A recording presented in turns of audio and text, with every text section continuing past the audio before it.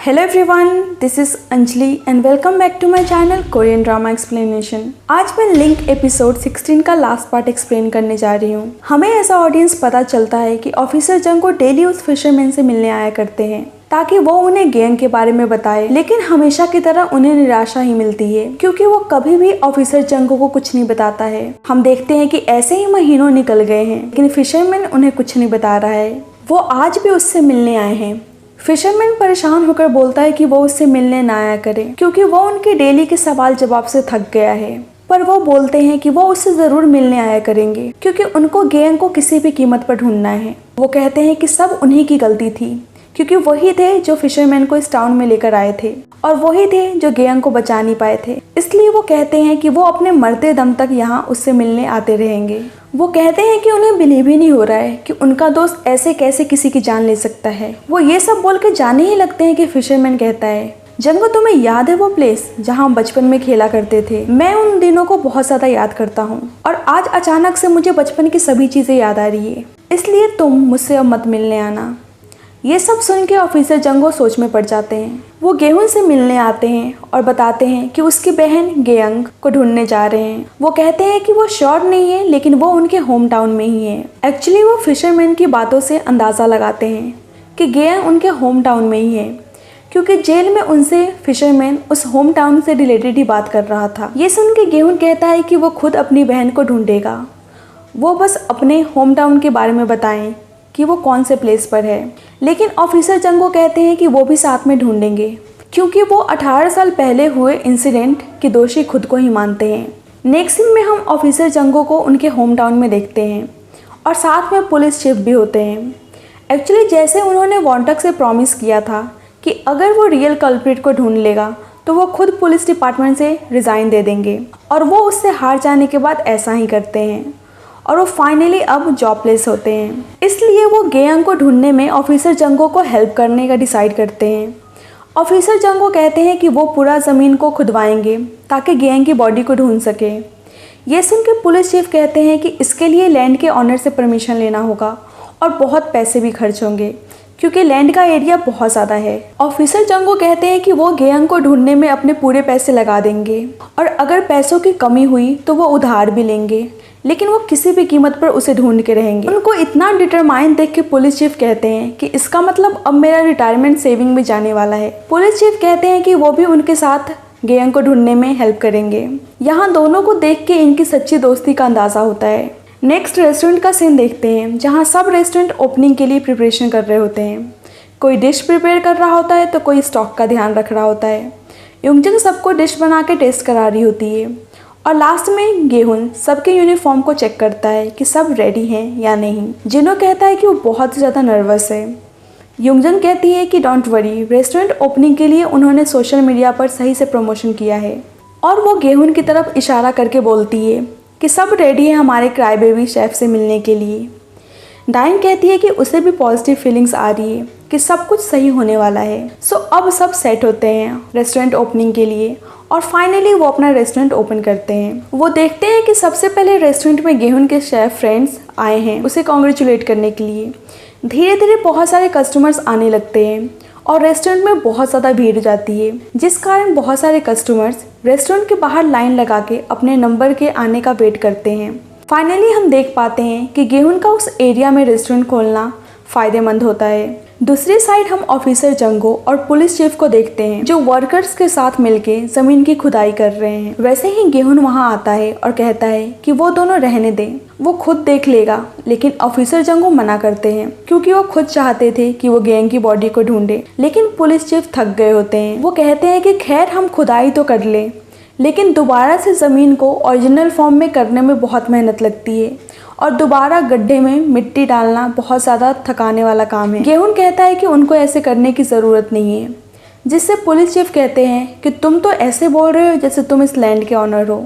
गेहून कहता है कि आप सही बोल रहे हैं, ये लैंड मैंने अब खरीद लिया है। एक्चुअली यहाँ बात ये होती है कि ऐसे किसी के लैंड पे खुदाई करना इलीगल होता है, इसलिए गेहून अपनी बहन की बॉडी ढूंढने के लिए वो उस लैंड को ही खरीद लेता है, जिससे पुलिस चीफ और ऑफिसर जंगो दोनों ही शॉक्ड हो जाते हैं। गेहून भी साथ में लैंड को डिग करने लगता है और आखिरकार वो दिन आ जाता है।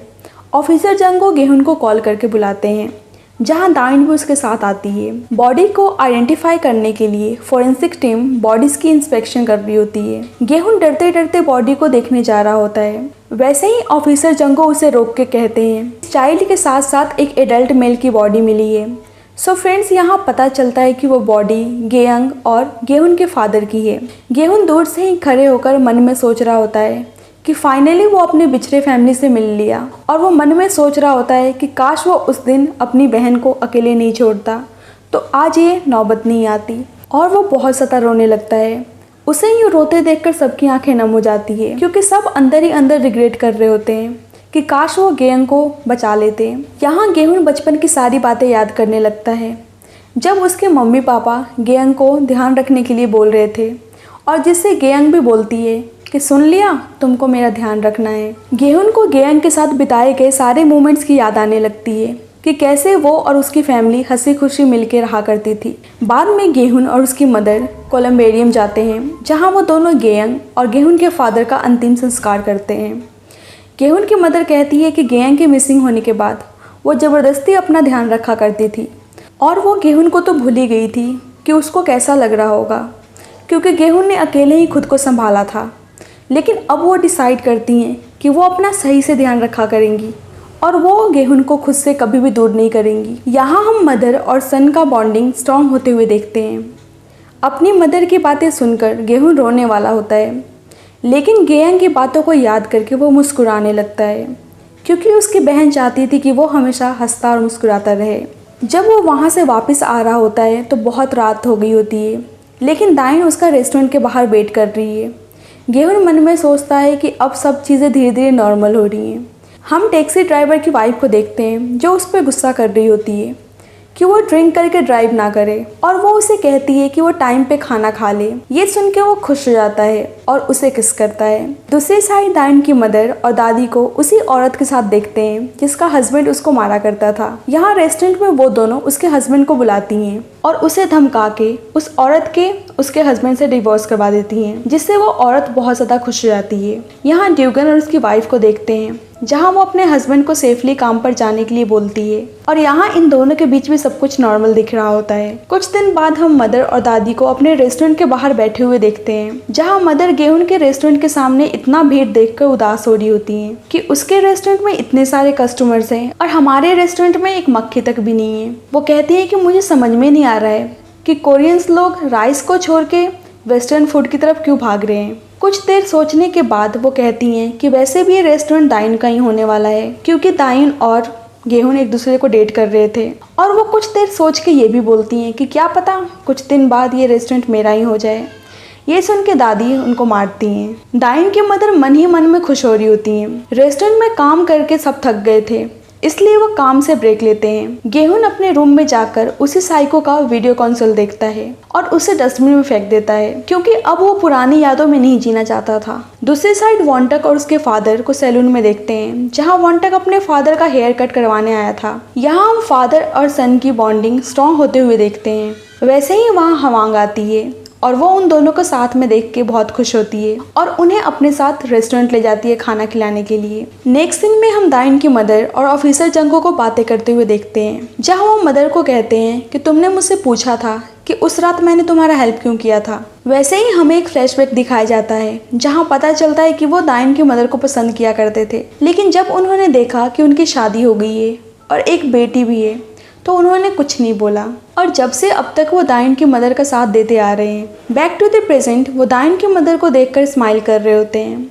जिससे वो उनसे पूछती हैं कि वो उन्हें ऐसे क्यों घूर रहे हैं। यहाँ मदर को भी पता था कि वो उन्हें पसंद करते हैं। चलते चलते दोनों पुलिस स्टेशन के पास आते हैं, जहाँ दादी भी होती हैं। वो कहती है कि तुम दोनों ने क्या डिसाइड किया है, जिससे दोनों एक दूसरे से पूछते हैं कि उन्हें क्या करना चाहिए। और यहाँ उन दोनों को देखकर साफ पता चल रहा होता है कि वो पुलिस को सब कुछ सच बताने वाले हैं। एक्चुअली वो पुलिस को उस रात की सच्चाई बताने की सोच रहे होते हैं, जब दाइन की मदर दाइन को बचाते समय फिशरमैन के साथी को जान से मार दी थी। बैक टू द रेस्टोरेंट, योंगजंग बहुत थक गई होती है, जिससे उसका काम जिनो कर रहा होता है और जिससे वो बहुत खुश हो जाती है और वो शर्माते हुए कहती है कि तुम बहुत ही अच्छे हो। ये सुन के जिनो कहता है कि तुम भी बहुत अच्छी हो, क्योंकि मुझे नहीं लगता कि तुम इतनी स्कैरी और इविल हो जैसे मैंने तुम्हें उस दिन देखा था। ये सारी बातें सुन के बेचारी योंगजंग का मुंह बन जाता है। दूसरी साइड गेहून दाइन को बहुत प्यार से देख रहा होता है जब वो पौधों को पानी दे रही होती है और उसके पास आता है। उसे देखकर दाइन मन में सोच रही होती है कि वो अपनी फीलिंग्स को कन्फेस कर देगी, क्योंकि पता नहीं कल क्या हो। दाइन के बोलने से पहले गेहून बोल देता है कि वो उससे बहुत ज़्यादा प्यार करता है, जिससे वो कहती है कि तुमने मुझे यहाँ भी हरा दिया। ये सुन के गेहून हंसने लगता है। दाइन कहती है कि वो भी उससे बहुत ज़्यादा प्यार करती है। ये सुन के वो उसके फोरहेड पे किस करता है। वैसे ही दोनों अपने बचपन को देखते हैं, जहाँ उनके साथ गेयंग और वॉन्टक भी होते हैं, जहाँ चारों खिलखिलाकर हंस रहे होते हैं। ये देखकर दोनों को बहुत खुशी मिलती है। गेहून दाइन को किस करने जा ही रहा होता है कि योंगजंग और जिनो उन्हें खाने के लिए बुलाते हैं। यहाँ हम जिनो को योंगजंग को परेशान करते हुए देखते हैं, जहाँ साफ पता चल रहा होता है कि इन दोनों के प्यार का शुरुआत हो रहा है। उन दोनों को ऐसे देख के गेहून बिल्कुल शॉक हो जाता है, क्योंकि उसने कभी भी नहीं सोचा था कि योंगजंग और जिनो कभी एक दूसरे को पसंद भी कर सकते हैं। उसे यूं शॉक देख के दाइन हंसने लगती है और इसी हैप्पी मोमेंट्स के साथ इस ड्रामे का दी एंड होता है। सो गाइस, एक बार हम इस ड्रामे की बात कर लेते हैं। जैसे कि हमने देखा, यहाँ हर एक कैरेक्टर की हैप्पी मोमेंट के साथ एंडिंग हुई है। इस ड्रामे में विलेन की स्टोरी ना दिखा के फैमिली की बॉन्डिंग पर फोकस किया गया है। पहले मुझे लगा कि ये कोई साइकोपैथ या सीरियल किलर का ड्रामा है, बट यहाँ फैमिली एंगल को ज़्यादा सही तरीके से दिखाया गया है। बस इस ड्रामे में एक चीज़ की कमी लगी। सबसे ज़्यादा जिसने तकलीफ सही है वो गेहून था, जबकि उसने किसी के साथ भी बुरा नहीं किया था, बट लास्ट में उसे सच्चा प्यार मिल जाता है और जिससे एज अ ऑडियंस मुझे बहुत खुशी मिलती है। अगर यहाँ फिशरमैन की बात करूँ तो उसके बारे में ज़्यादा कुछ दिखाया नहीं गया कि वो लोगों को क्यों मारता था और आखिरकार उसकी बैक स्टोरी क्या थी। जितना इम्पैक्ट हमें जिगुन यानी साइको से पड़ा, उतना इम्पैक्ट फिशरमैन के कैरेक्टर से नहीं पड़ा। But it's overall a nice and happy ending drama. So thank you guys for watching this video. So friends, अगर आपको मेरी वीडियोस अच्छी लगी हो तो प्लीज़ आप उसको लाइक कर देना और मेरे चैनल को सब्सक्राइब कर देना और आप नोटिफिकेशन बेल भी प्रेस कर देना, ताकि आपको मेरे चैनल से रिलेटेड अपडेट्स मिलता रहे। So thank you for watching.